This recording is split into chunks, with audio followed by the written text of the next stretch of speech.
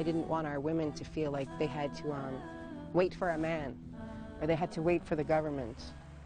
So I wanted to kind of open up that door so women could see a woman and say, hey, my sister's doing that. And if she can do it, I can do it.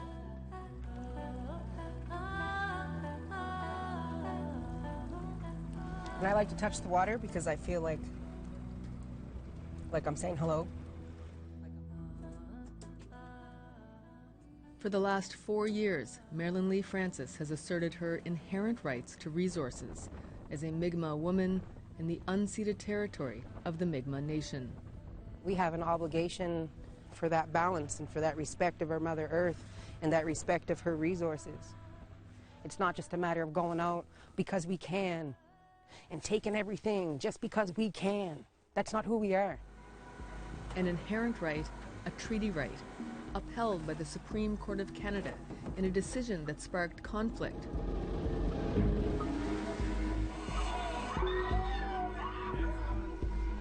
But also success.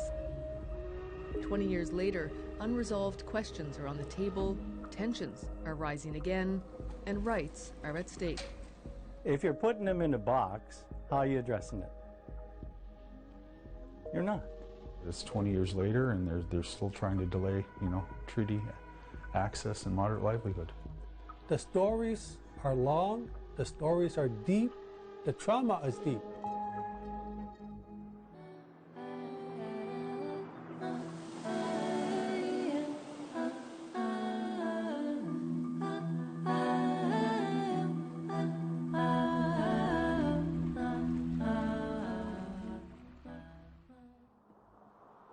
The Restigouche River flows between Quebec and New Brunswick.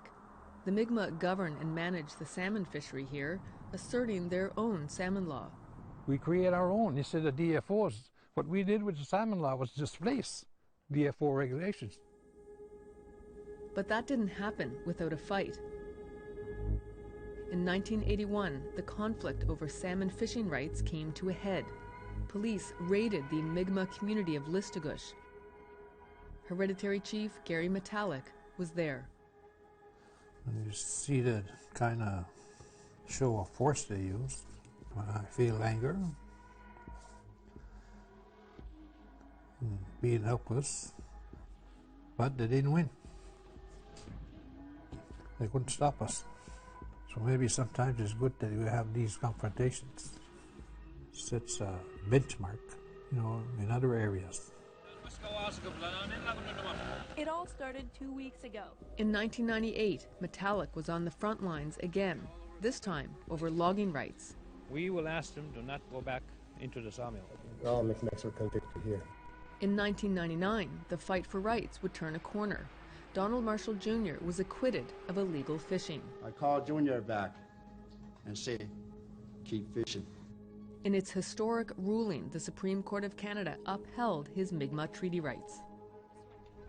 Confrontation and chaos followed. With little warning, Department of Fisheries vessels moved into the waters near Burnt Church and started seizing every lobster trap in sight. For us, from Listigouche, it kind of brought back some traumatic memories of 1981. Fred Metallic was in Burnt Church. That's him hauling up the trap. Listigouche sent its rangers to help the community as the conflict with DFO and the RCMP waged on. If the people want to get out there and fish illegally, we have to make sure we enforce the law. It's the law, the rule of law, by removing those. While Herb Dhaliwal is talking about the rule of law, the Indigenous nations are gathering and reaffirming their relationships, reaffirming their protocols, and reaffirming the laws of this country. Gisuk, Igaluk Sigup, we are upholding our law in this territory to support each other. We had a lot of battles, especially in the 90s. When I drive up here, I sort of feel the satisfaction that these battles weren't in vain.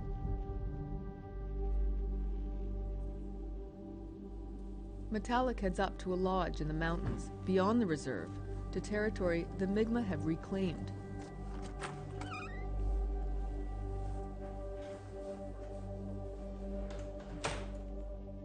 have to assert. In my experience over the years with the 81 salmon raid, the logging issue,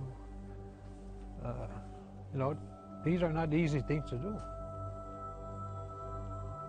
If they would have broke us then, we wouldn't have this.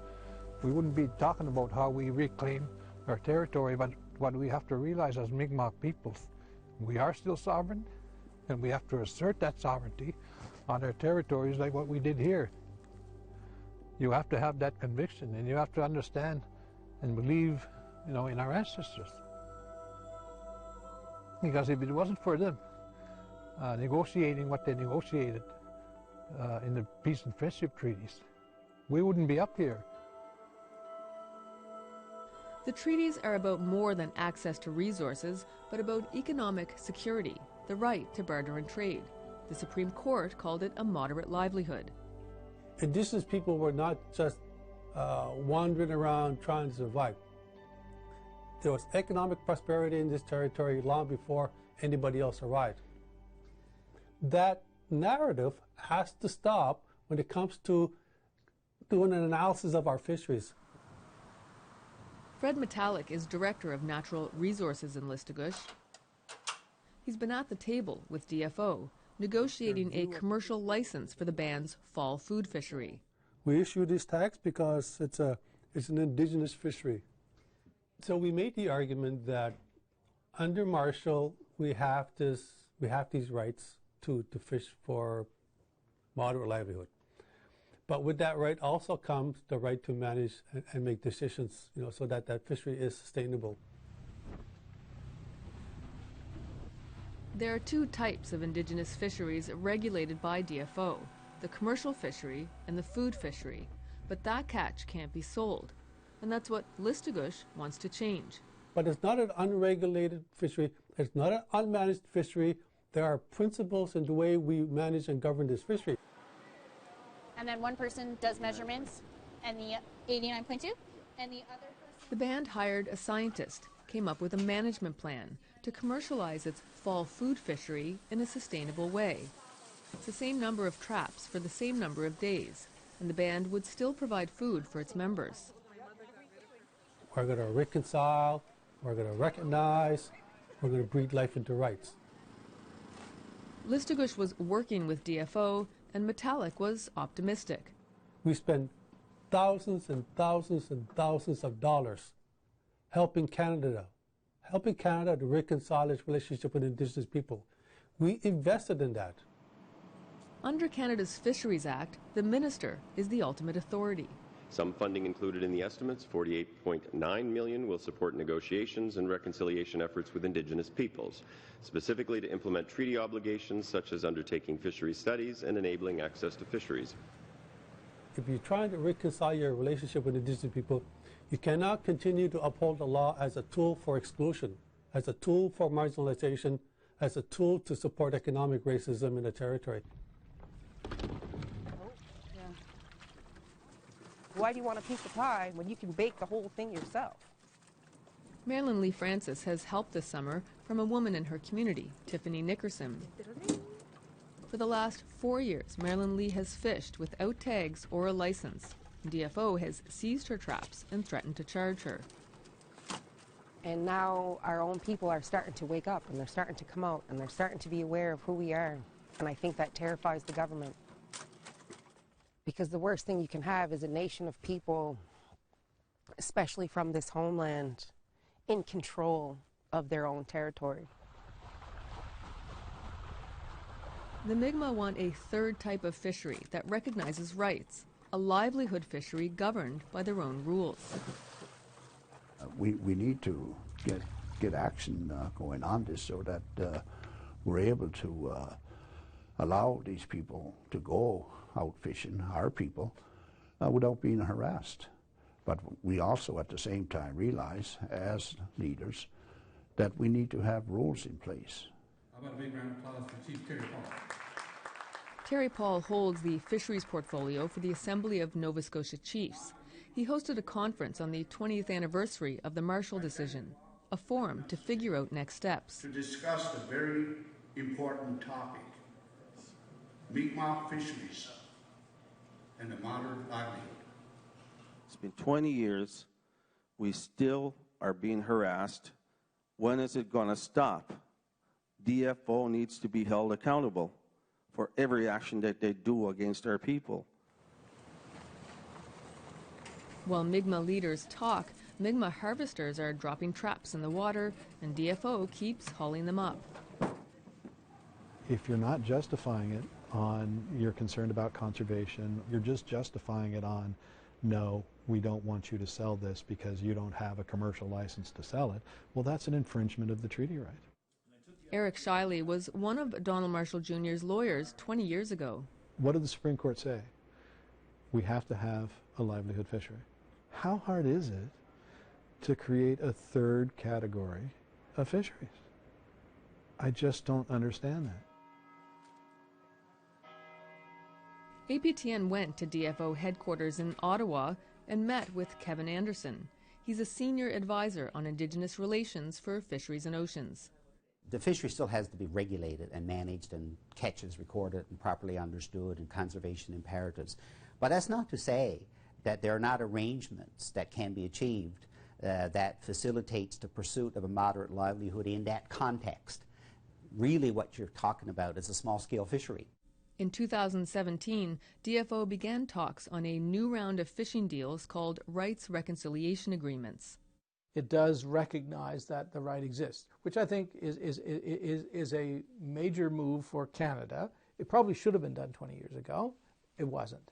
A part of the process now is to sign, can we sign agreements for specific time periods without having to define the full scope of the right, but rather simply allow for greater utilization and greater access.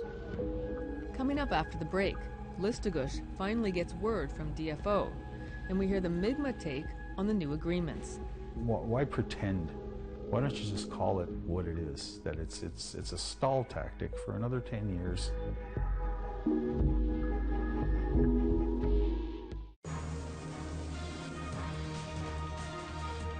Oh my God, awesome. Well, I thank you very much. You guys are awesome.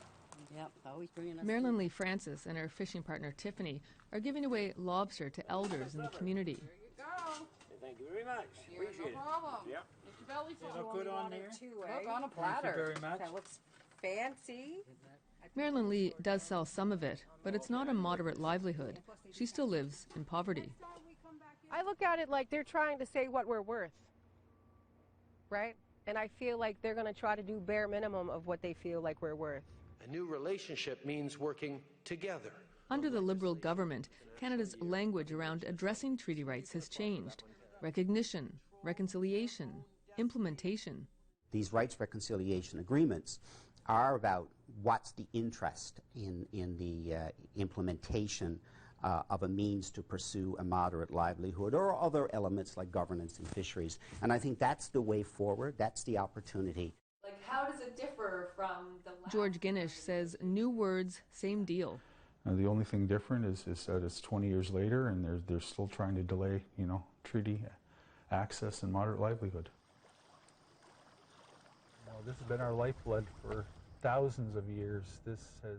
Guinish is the chief of Natuaneg, or Eel Ground, in New Brunswick. He says the new fishing deals are about money.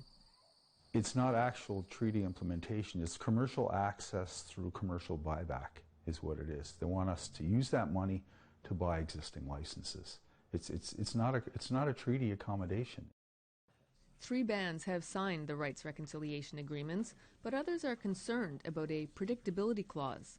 For the duration of the deal, bands can't sue DFO or assert rights, but fish under the terms of the agreement, so under DFO rules. It doesn't make sense that I would recognize your right and then quiet your right. Then you're not really recognizing that right. To be asked to sign into a new process and lock up our rights for another, for another 10 years non-implementation of treaty rights. We're saying no. It's their way of maintaining the status quo. Everybody keeps forgetting it's connected to the inherent right policy to extinguish all your rights. They're just putting the fishery rights in a box for now. They want you to put everything else in a box later. John Paul heads the Atlantic Policy Congress, a group that represents the 35 bands in the region. He says the agreements won't harm the right and might even protect it.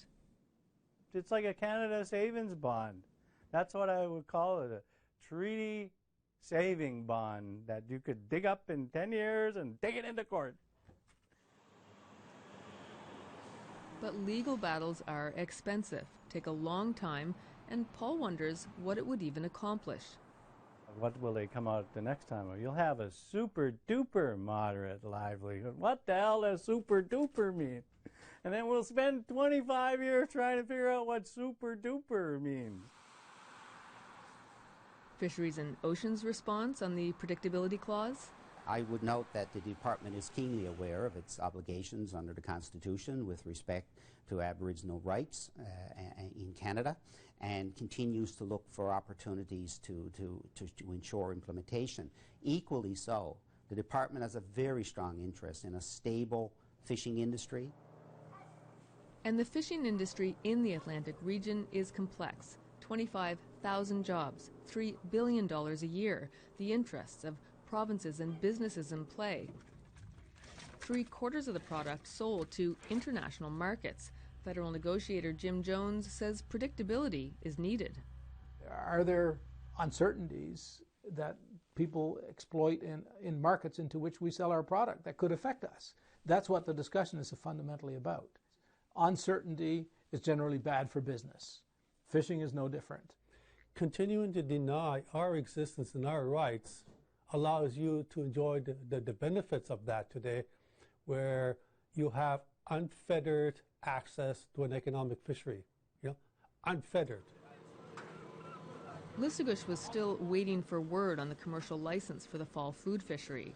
The band worked to check all of DFO's boxes to address any concerns around conservation. All this going to the community. In the end, the Minister of Fisheries and Oceans said no. Deeply disappointed, disheartened, and frustrated as well. Listugush decided to do it anyway. DFO then scared off buyers with a letter warning anyone who buys or sells this lobster could face charges. Listugush is taking DFO to court, asking for a judicial review of its decision to deny the commercial license. How do you move forward in good faith with the Minister's office, with the Minister of Fisheries and Oceans, with Canada, if reconciliation, recognition of Indigenous laws, if partnership are just rhetorical concepts? When we try to exercise our rights, this is what happens. Backlash against the Mi'kmaq fishery. In October, someone torched a boat in Membertou, Nova Scotia. It's very frustrating. It's something that I've reiterated to DFO plenty of times, is that they need to do more to educate the wider community on what our rights are. What are they going to do to me or my family? Are we in danger? I feel definitely that we're targeted. I've developed like a fear of Europeans. I've never had that before.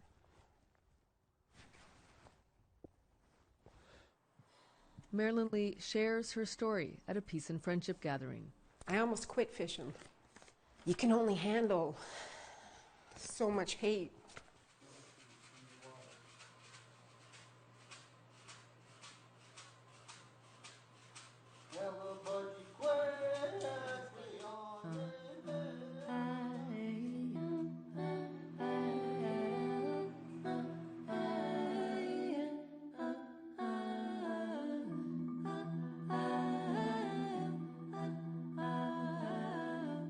Because for the first 3 years, it was just my nephews and myself who fished together. They took pictures of him, and they put him on social media, and a country of white people attacked him, wanted to knock his teeth down his throat. He was a 14-year-old boy, and that's our reality. I was 15 the first time I had a shotgun pulled on me by a non-native man. for the mere fact that I was a lobster fisherwoman. And as a young girl, I didn't understand why they were being so mean to us, because we weren't bothering anybody. So when people say you're a woman and you can't do it, that's their way of trying to instill fear in you in hopes that you sit down. And we got to stop sitting down for these people.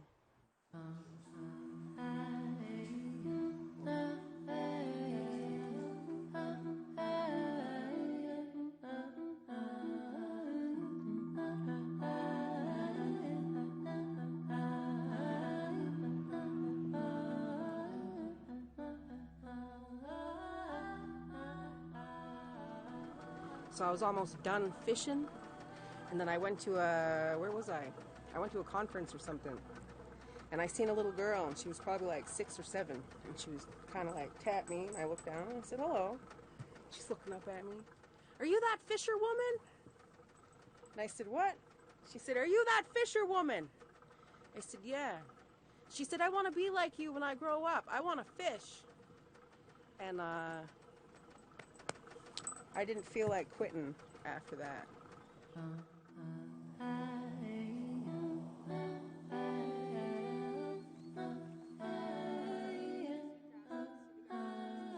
If I ever am questioning whether it is sweetgrass, just know that you can run your fingers the other way.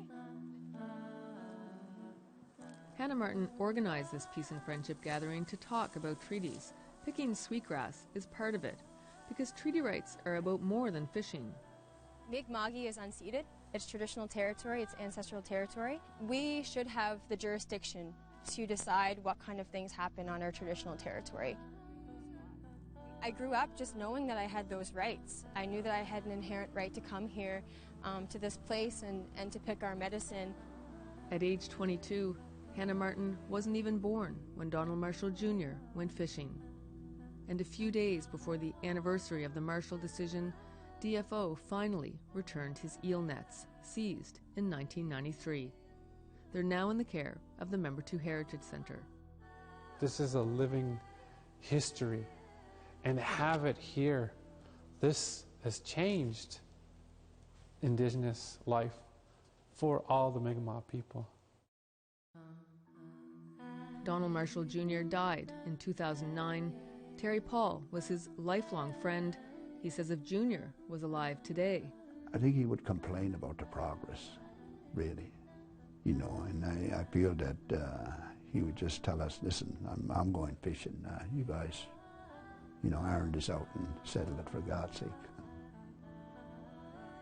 What would you say back? I'm going fishing with you.